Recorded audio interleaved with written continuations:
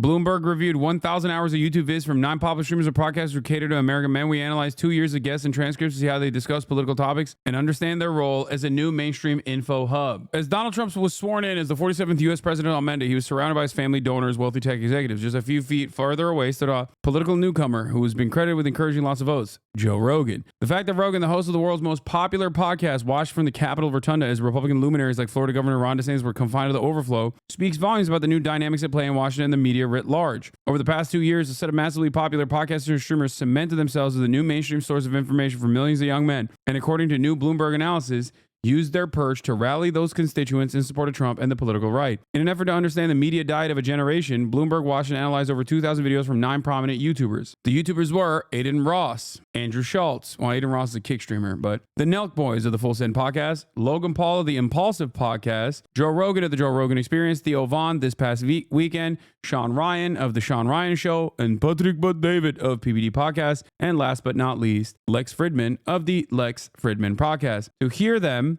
tell it, America's in a desperate place, destabilized by soaring inflation, migrants streaming across the border, and the beginnings of the Third World War. Gender politics have gotten out of hand, while schools and the medical establishment duped the public. No, Asmon, that list is invalid now. Asmongold is a newcomer to this, okay? These guys have been at it for a while. Calm down. Asmongold, and I would say a lot of the anti-woke video game commentary sphere is complementary to this. They're complementary to this world, right? And they play somewhat of a formative role in the way that like people become more right-wing, but they're not like, these are the main guys. Also, these aren't even just the main guys, but like these are the guys that Bloomberg chose to cover. 37% of highly viewed videos mention voting or elections. Hosts and guests frequently discuss voting and the elections over the past 2 years. So as the election nears, as the election gets closer, they start talking about voting more openly.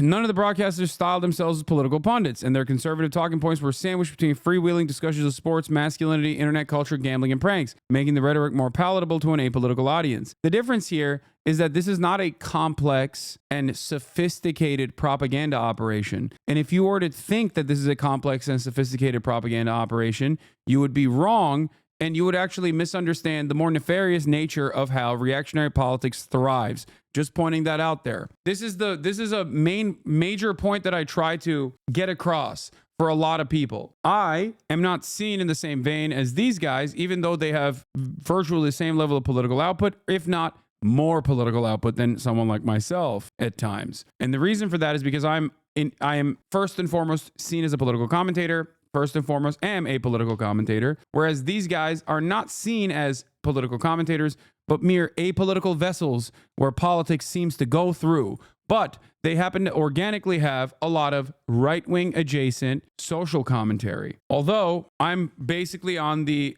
opposite side of this spectrum, where like I do a lot of not inherently political things, even though my audience also hates it when I do that and complains constantly when they're like, why are you not doing politics? Because you're stupid and you don't understand it, but there's a reason for it. One, because politics is lame and boring, and also two, because it's good to expand my boundaries. Anyway, we all know about the podcast election. Despite many of these podcasts position themselves as comedians or simply entertainers, they were actually regularly political. 30% of their top guests from the past 2 years were politicians or pundits. Donald Trump appeared on all of the channels. Andrew Tate appeared on 3 of the channels. Tucker Carlson appeared on almost all the channels. Elon Musk, Shane Gillis, JD Vance, Ben Shapiro, Dana White, Kai Cenat, Jake Paul. So like they wanted to show like how many famous people they had on, and out of all the top famous people that they had on, how many of them were considered? They even have Destiny in there as a right wing political pundit. Do you think Shane Gillis is right wing? No, not everyone here is right wing. I don't think Kai Cenat is right wing either. Okay, they're just simply saying like out of the guests that they had who were political in nature. Okay, they're not saying Destiny is also a right wing content creator either. They're saying Epstein was also a political guest that 3 of these people had: Patrick Bet David, Lex Freeman, and Aiden Ross. According to Edison Research, close to 50% of people over the age of 12 listen to a podcast monthly.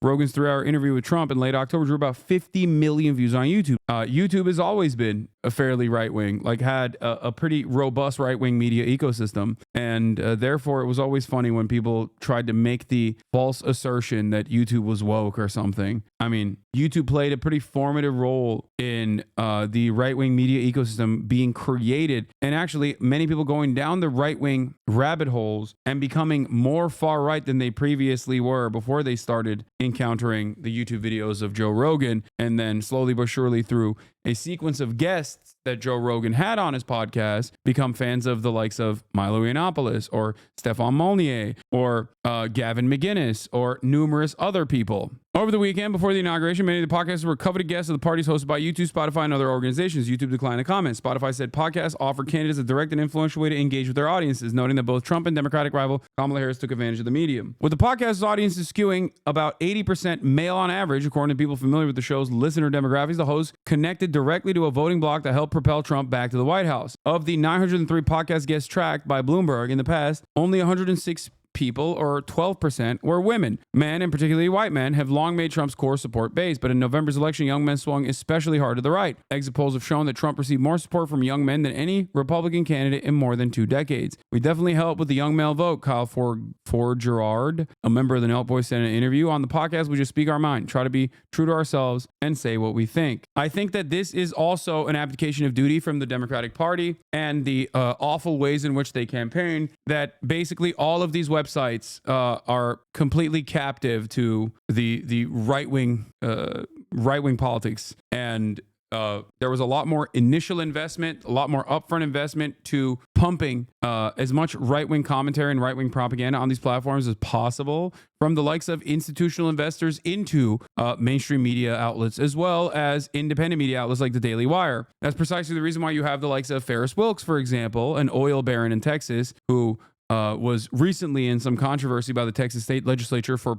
virtually buying out Texas politicians, key Texas politicians like the Attorney General Ken Paxton, and also the Lieutenant Governor, and even the Governor Greg Abbott was being yelled at by the Texas state legislature in a bipartisan manner for his direct involvement in influencing Texas state affairs. That person is also the primary investor of the Daily Wire and Prager University, which is now owned by the Daily Wire, just so you understand. These guys also happen to be Republican Party mega donors across the board, oil barons. Now, that's what you need to understand, is that the same people, there's a cross-pollination between independent right-wing content creators and also right-wing mainstream media outlets such as Fox News. But that can only happen because the right-wing political operatives are aligned almost entirely with the political goals of the Republican Party, okay? And the political goals of the Republican Party are completely aligned with the interests of the super wealthy. The problem with the Democratic Party not being able to recreate this exact same thing is because the Democratic Party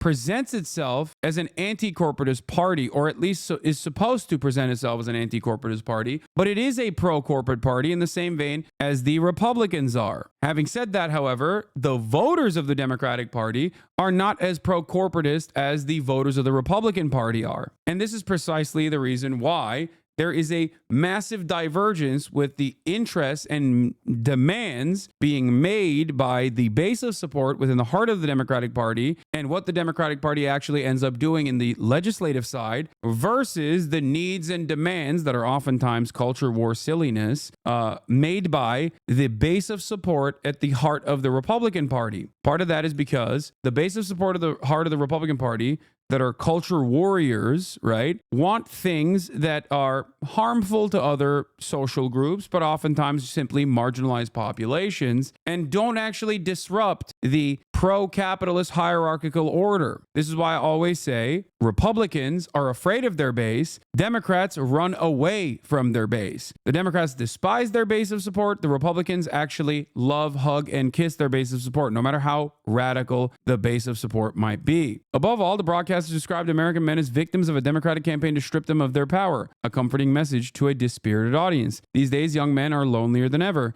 with those aged 18 to 23 the least optimistic about their futures and having the lowest levels of social support, according to Equimundo's 2023 State of the American Men report. Trump and his allies showed up for young men in places where they were already spending their time and supplied them with answers. That's right. This is important to understand, and it's important to address. Young men are friendless and getting absolutely no whatsoever. There is a genuine crisis. Some people think the no bitches mentality from young men is a consequence of their addiction. I certainly don't think so. I think that there is something far worse than just like being deeply and cripplingly addicted to. Trump is expected to continue prioritizing the broadcasters once the administration gets underway, treating them like an alternative press corps, said Aaron Ginn, CEO of AI infrastructure startup HydroHost and the co-founder of the Foundation for American Innovation, a center-right think tank for conservatives in Silicon Valley. We are in this media environment where people want to authentically know somebody. And when they feel like they authentically know somebody, they feel like they can trust them more, Ginn said. So the left does, and I'm not talking about the Democratic Party, I'm talking about the actual left here. The left does have a marketing problem. The left does have a branding problem. Now, I am of the mindset that the left's branding problem is marginal and inconsequential in comparison to the far more obvious problem that the left has, which is that it's the only group of people that are dedicated to anti-capitalist thought and anti-capitalist sentiment being expressed when, Red Scare propaganda and the Cold War has purposely gutted the American labor force and also any kind of, political dissidents that might have even remotely anti-capitalist thought baked into their commentary. This is precisely the reason why I am one of the only people alongside like many other content creators that have very little impact in this space in comparison to the endless, unlimited faucet of right-wing misinformers. This report should have talked about the people on the sidelines that are sometimes accidental initial funnel into this world. For example, how Rage always praises and hangs out with the likes of Sneeko, how Kai always mentions that Aiden is the best streamer ever, or how even Speed, as much as I like him, regularly collabs with Aiden as well. This web, intentional or not, is much larger than this single circle in my opinion. Yes, these guys are massive content creators and are inherently also seen as quote-unquote apolitical. That's the other thing. These guys are seen as apolitical when their political output and, dare I say, their political influence might even be more sizable than someone like myself, who virtually every single person would immediately consider as a political actor. Okay? That's it.